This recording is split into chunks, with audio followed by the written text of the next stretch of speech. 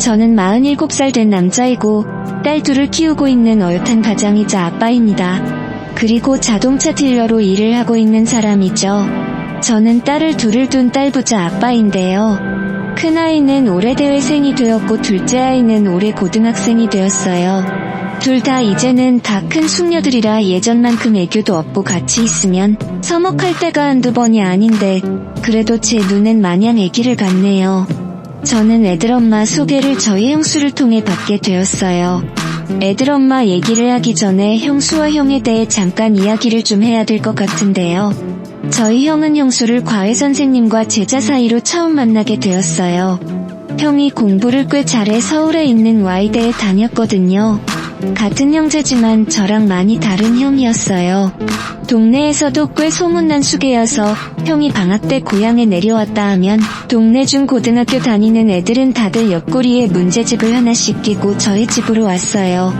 저는 워낙 공부보다는 축구나 뜀박질을 하는 게 더 재밌었기에 방학 때만 되면 운동장에서 볼을 차기기 바빴어요. 저랑 동창인 친구들도 다 절 보며 야 응석아 네 형은 Y대까지 다니는데 너는 왜 그러냐? 라는 말을 밥 먹듯이 들었죠. 학교 선생님도 그랬으니까요. 하도 그런 얘기를 귀에 못이 박힐 정도로 들어서 그런가 10대 때는 형이 싫었어요. 형이 딱히 저한테 뭘 잘못한 것도 없는데 그냥 형이 리더라고요. 그러면서 동시에 형을 선망하기도 했죠. 저희 부모님은 두 분 다 시분들이셔서 그런가 공부는 지가 알아서 해야 된다 라는 마인드를 갖고 계셔서 딱히 저한테도 공부하라는 소리는 안 하셨어요. 되려 농사일이나 배워서 일손 하나 더 생기면 좋다고 하셨던 분들이거든요. 저야 어머니도 만날 절 보며 나중에 네 형은 대학교 졸업하고 어디 대기업인가 뭔가 거기에 취직한다니께 농사일은 안 할 거 아니여? 그러니까 너라도 농사일을 좀 도우면 가난한 우리 집에 보탬이 되지 않겠냐? 라고 하셨죠. 하지만 저는 농사일도 가난한 집안 상황도 크게 관심이 없었어요. 근데 형은 다르더라고요. 맞이라서 그런가 이런 가난한 저희 집 사정을 누구보다 더 잘 알고 있기에 입학과 동시에 과외를 엄청만 하고 다녔어요. 형 말로는 그 당시에도 서울에서 내로라 하는 부잣집 자녀들은 다들 과외를 받는다고 하더라고요. 그래서 자기 실력만 좋으면 아줌마들 사이에 소문이 나서 과외를 삼에서 사게 하는 건 일도 아니라고 했죠. 그러면서도 형은 학교에서 장학금까지 받고 공부를 했어요. 지금 생각해보면 형이 인간이 맞았나? 라는 생각까지 든다니까요. 참 대단한 사람이었죠. 이렇게 바쁘니 어느 순간부터는 집에도 잘 내려오지 않고 돈은 아버지 통장에 붙여드리며 명절 때나 오더라고요. 저는 항상 명절 때마다 형과 함께 같은 방에서 자곤 했는데 그때 형의 속 얘기를 많이 듣고 했어요. 그래서 엄마랑 아버지가 모르는 형의 속마음도 저는 알고 있었죠. 부모님은 형이 대기업에 취직할 거라고 알고 계셨는데 사실 형은 법조인이 되는 게 꿈이라고 했어요. 용서가 사실 나는 법조인이 되고 싶다. 아버지, 어머니한테는 그냥 졸업하면 대기업에 취직한다고 했지만 실은 어렸을 때부터 익혔던 거야. 근데 법조인이 되려면 사고시 준비도 해야 되고 시험 준비하다 보면 기간이 얼마나 걸릴지도 모르잖아. 그럼 그 기간 동안 돈은 누가 벌고 네 대학 등록금은 누가 내냐. 그래서 요즘 나도 생각이 많다. 라고 하는 겁니다. 저는 그런 형의 속내를 듣곤 형, 난 대학 안 가. 내가 형처럼 뭐 머리가 좋은 것도 아니고 그렇다고 끈기가 있는 것도 아니고 옆에 공부랑은 안 친한 거 몰라. 난 어차피 대학 안 갈 게니까 내 대학 등록금은 걱정하지 말고 형이 하고 싶은 게 라고 했어요. 그러니 형이 저를 빤히 쳐다보더라고요. 옛날에 형 같았으면 그게 무슨 소리 나고 절대적으로 대학은 가야 된다고 고함을 쳤을 텐데 그때의 형은 그냥 가만히 제 말만 듣고 있더라고요. 저는 그런 형의 모습에 정말로 형이 간절하구나 라는 생각이 들었어요. 그리고 진심으로 형이 법조인이 되었으면 좋겠다고 염원했죠. 하지만 이런 착실하고 바른 형에게 생각지도 못한 일이 생기고야 말았어요. 형의 인생에 아주 큰 오점이 생기게 되었죠. 바로 형이 과외를 시키던 17살짜리 여자애가 임신이 된 겁니다. 철없는 여고생과 건장한 22살의 남자가 그런 사고를 치게 된 거죠. 그 다음에 명절 때 형은 배불뚝이가 된 본인의 아내를 데리고 집으로 내려왔어요. 그 모습에 저희 엄마는 들고 있던 빗자루로 형을 내리치셨고 아버지는 그런 엄마 뒤에서 뻐끔뻐끔 연달아 출담배만 피워대셨어요. 그리고 저는 그 난리통에 배가 부른 형수를 데리고 밖으로 나왔죠. 형수는 저보다도 3살이 어린 사람이었어요. 그저 말없이 울기만 하는데 저는 그런 형수에게 손수건을 내주며 울지 말라고 엄마가 울면 애도 운다고 했죠. 그래니 그 말에 더 엉엉거리며 울더라고요. 딱 17살짜리 고등학생이었죠. 형수는 딱 봐도 서울의 부잣집 딸과 팍팍 났어요. 허름한 인부복을 입고 있었는데도 새하얀 얼굴에 고생 한 번 한 적 없는 깨끗한 손이 그걸 증명하는 듯했죠. 한바탕 엄마의 소동이 잡잡해지고 나서야 형의 얘기를 들을 수 있었는데 5살이나 어린 형수가 먼저 형을 동경하며 좋아했다고 하더라고요. 그러면서 본인은 저희 형을 단지 과외 선생님 그 이상으로 생각했다는데 형도 잘못된 사이인 걸 알면서도 이런 사단이 났다고 했어요. 그리고 나서 형수 부모님이 이 사실을 알고 난리가 나셨다는 겁니다. 당연히 그러셨겠죠. 형수 부모님은 형을 신고한다는 둥, 가만히 안 두겠다는 둥, 본인 딸한테 병원까지 가자는 말을 했대요. 그리고 장인되는 사람이 형에게 손을 올리니 형수가 본인 아버지를 가로막으며 이 사람은 아무 잘못도 없다고 때릴 거면 나를 때리라고 했다는 겁니다. 형수 부모님은 완전히 뒷목 잡고 본인 딸이랑 형이랑 패어놓으려고 하니 형수가 이 사람이랑 나랑 패어놓는 순간 나는 저 세상 사람 되는 거라고 그렇게 하려고 엄포를 놨대요. 그러니 부모 이기는 자식 없다고 결국 형수 부모님도 지금 집아가 버리면 이 시간 이후부터는 우리랑 완전히 남남이라고 연 끊고 사는 거라고 더 우리랑 연 끊고 살 수 있냐고 해도 형수는 아랑곳하지 않고 집을 나왔다는데 집을 나와도 갈 데가 없으니 결국 저희 집으로 온 겁니다. 엄마는 그 말을 쭉 듣고는 바닥을 몇 번이나 치며 어쩌겠냐고 우리가 데리고 살아야지 하셨고 형수 부모님한테도 연락을 드렸어요. 이왕 이렇게 된 거 어제냐고 두 애를 같이 살게 해야 되지 않겠냐고 했대요. 그러니 형수 어머니께서 저희 엄마한테 갖은 모진 소리를 하시며 딸 하나 없는 셈 칠 거니까 2번 다시 연락하지 말라고 하셨대요. 그러니 저희 부모님이 어린 형수를 데리고 살면서 출산과 산후조리 그리고 검정고 심의까지 다 치르게 했죠. 하필이면 그때 또 형이 나라의 부름을 받고 군대에 가 있었거든요. 안녕하세요. 저는 47살 된 엄마는 다 늙어서 애를 또 하나 키우는 기분이라며 평생을 속 한 번 시킨 적 없던 놈이 왜 나이 먹어서 이렇게 부모 속을 이냐며 한탄을 하셨어요.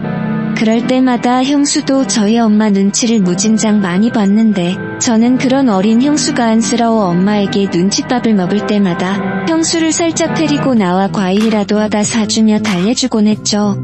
형수는 항상 절 보며 아주버님은 참 마음이 따뜻하신 분 같다고 이 집 남들은 다들 성품이 이렇게 파뜻한 것 같다며 나중에 제가 아주 좋은 여자 한 명 소개해 줄 테니까 조금만 기다리라고 했어요.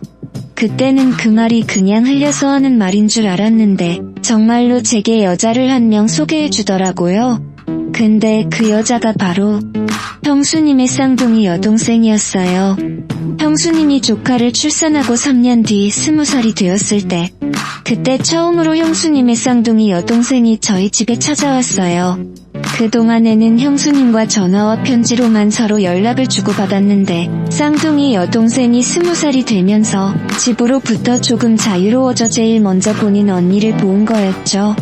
둘이 사이가 얼마나 좋은지 서로 보자마자 부둥켜 안고 우는데 저 어린 것들이 얼마나 보고 싶었으며 저럴까 하는 생각까지 들었어요. 그리고 나서 형수님이 쌍둥이 여동생이 저희 집에서 며칠 있다가 간다고 했는데 그때 형수님이 조심스럽게 본인 동생이 어떠냐고 물어보더라고요. 사실 처음에는 별 생각이 없었는데 형수님과는 정반대의 성격이었던 여동생이 점점 마음에 들기 시작했어요. 같은 쌍둥이인데도 저희 형수님은 대차고 씩씩했는데 여동생은 조용조용하며 굉장히 사근사근한 성격이었어요. 저도 이런 형수님의 동생한테 마음이 뺏겼고 곧 제 아내가 되었죠. 저희는 말 그대로 격사돈이 되어버린 겁니다. 전 아내와 딱 4년 연애하고 청혼을 했어요. 그리고 처갓집에 결혼 허락을 받으러 갔는데 장인어른과 장모님은 왼수 같은 인간들에게 두 딸을 다 뺏겼다며 아내에게도 어떻게 너마저 저 집안 남자랑 결혼을 하겠다고 해? 네 언니가 그러자고 하디. 그 악마 같은 X가 아주 지 동생까지 망쳐놓으려고 작정을 했구나. 너는 절대 안 된다. 죽어도 안 돼. 라고 하셨죠. 저는 어떻게든 장인어른과 장모님의 마음을 돌려놓으려고 부단히도 애를 썼고 드디어 제 진실을 알아주신 장인어른께서 6개월 만에 결혼 허락을 해주셨어요. 그리고 결혼식도 제대로 올리라고 하셨죠. 첫째 때는 결혼식 하나 제대로 못해준 게 천추의 한이라고 하시면서요. 그때 처음 양가 부모님이 상견례를 하시면서 얼굴을 보게 되었어요. 그리고 저희 형수님 또한 7년 만에 본인 부모님을 보게 되었는데 아주 다행히도 장인 장모님이 형과 형수를 용서해 주시더라고요. 장모님은 생각보다 둘이 잘 살고 있었다며 되려 좋아하셨어요. 아주 우여곡절이었지만 해피엔딩이었죠. 그리고 영원히 해피엔딩일 줄 알았던 제 인생에 말도 안 되는 일이 생기게 되었습니다. 저희 부부와 형네 부부는 3달에 한 번씩은 꼭 국내 여행을 같이 가곤 해요. 저희 딸들과 조카딸도 서로 자매처럼 잘 지냈기에 같이 모이고 뭉치는 걸 잘했어요. 그리고 무엇보다 대기업에 다니는 형이 회사에서 콘도며 놀이동산 티켓이며 직원들한테 많이 나눠줘서 그 덕을 저희 가족도 같이 보곤 했죠. 그러던 2017년 여름 휴가 때 저희는 또 같이 휴가를 가기로 했어요. 이번엔 부부끼리만 가게 되었는데 애들은 머리가 크다 보니까 다들 바빠서 못 간다고 했죠. 그래서 하는 수 없이 저희끼리라도 가자고 했고 강원도로 동해바다를 보러 가자고 했어요. 그리고 저는 그날 일찍 퇴근을 해 먼저 가서 낚시라도 하고 있겠다고 했는데 집에서 살림을 하는 형수님이 자기도 먼저 가서 식사랑 이것저것 준비를 하고 있겠다며 같이 가자고 하더라고요. 그래서 형수님을 모시고 선발대로 일찍이 강원도로 출발을 했어요. 제 아내와 형은 회사에서 퇴근을 하자마자 짐을 챙겨 후발대로 오기로 했고요. 저는 숙소에 도착을 하자마자 낚시대를 챙겨 바다로 갔는 얼마 안 돼 비가 쏟아지더라고요. 그래서 낚시도 못하고 바로 숙소로 돌아왔어요. 그러니 형수님은 벌써 저녁 준비를 다 해놓으셨더라고요. 저는 점점 붉어지는 빗줄기에 아내와 형이 걱정이 돼 아내에게 연락을 했고 조심히 천천히 오라고 했어요. 근데 순간 아내의 비명 소리가 들리는 겁니다.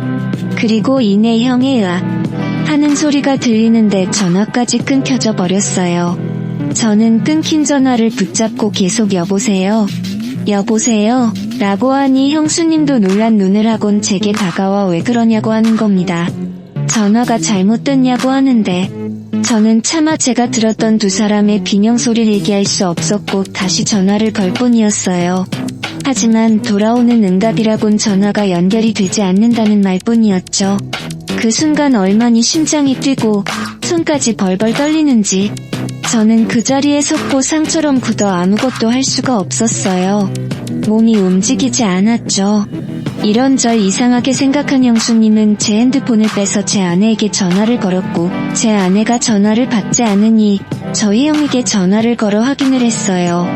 근데 두 사람 모두 전화를 받지 못한다는 말뿐이었죠.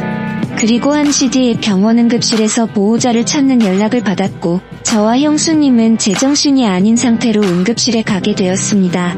그리고 보게 된 제 아내와 형의 모습. 형은 차가운 곳에 하얀 천으로 덮여져 있었고 제 아내는 중환실에서 호흡기를 달고 있었는데 제가 보고 있는 그 모습이 말 그대로 그 상황을 말해주고 있었죠.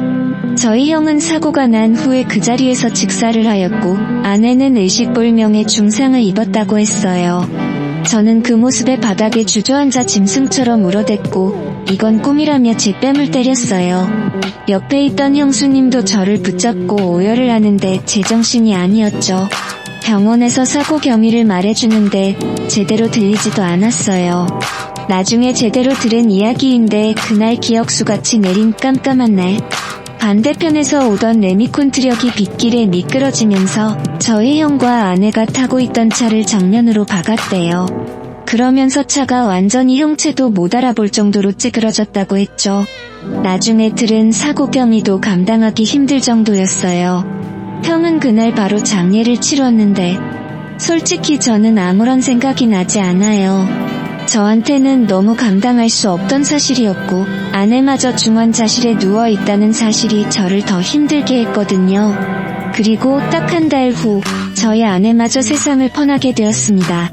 너무 가슴이 메었던 게 아무런 손도 쓰지 못한 채 아내를 보내준 것 같아 그게 아직까지도 응어리처럼 남아있어요. 그리고 아내의 마지막 장례식 날 밤에 형수님이 저를 쉬는 방으로 부르더라고요. 저는 그런 형수님의 부름에 아무런 생각 없이 팔아 들어갔고 왜 그러시냐고 했어요. 그러더니 갑자기 형수님이 제 손을 꽉 잡는 겁니다. 그러면서 서방님, 우리 딸 예림이랑 저 좀 서방님 입 품어주세요. 라고 하는데 그게 무슨 말이냐고 했어요. 그러니 우리 약속 하나만 해요. 나는 내 남편과 동생을 잃었고 서방님은 아내와 형을 잃었잖아요. 그러니까 우리는 이제 같은 아픔을 지닌 사람이에요. 이런 우리가 아이들을 위해서라도 서로 부모가 되어줘요. 나는 우리 조카 딸들의 이모이자 엄마가 되어줄 테니까. 서방님은 우리 딸한테 작은 아빠이자 아버지가 되어주세요. 그래야 우리 애들들이 엄마 아빠의 빈자리가 느껴지지 않게 잘 클 것 같아요. 우리 딸이 시집을 가면 서방님이 우리 남편 대신 혼주석에서 아빠 노릇 좀 해주고 나도 우리 조카들 시집 가면 내 동생 대신 내가 엄마 노릇 해줄게요. 그러니까 우리 서로 애들에게 부모가 되어줘요.